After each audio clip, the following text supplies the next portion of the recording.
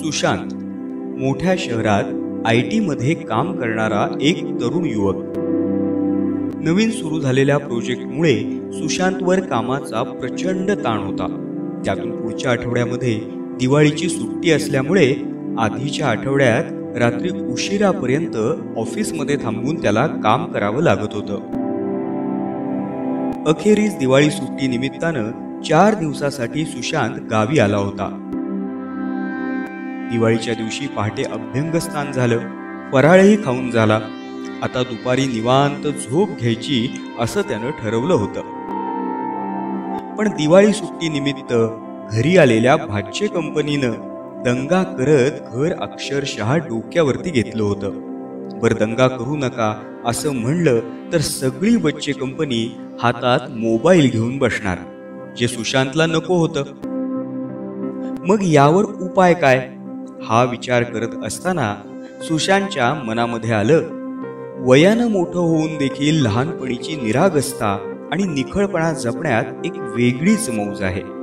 असंच बालपण जपत सुट्टीला घरी आलेल्या भाचे कंपनी सोबत जर दिवाळीचा किल्ला बनवला तर,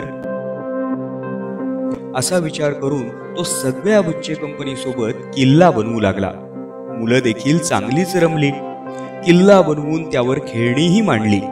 किल्ला बनवताना आणि नंतर देखील कितीतरी वेळ एकानंही गेम खेळायला मोबाईल हातात घेतला नाही।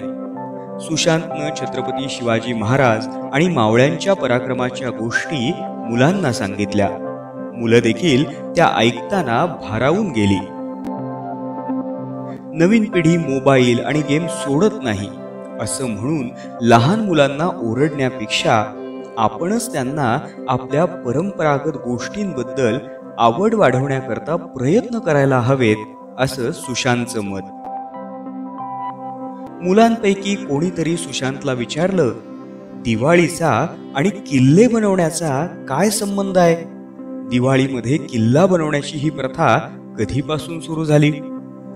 सुशांत हसून म्हणाला, बाळांनो, ही प्रथा महाराष्ट्रामध्ये कशी आणि केव्हापासून सुरू झाली हे मला देखील माहित नाही, पण एवढं मात्र खरं की महाराष्ट्राचे आराध्य दैवत असलेल्या छत्रपती शिवाजी महाराजांनी स्वराज्य रक्षणासाठी गड किल्ले बांधले आणि म्हणूनच तर आज आपण या महाराष्ट्रात सुखा समाधानानं दिवाळी साजरी करू शकतो।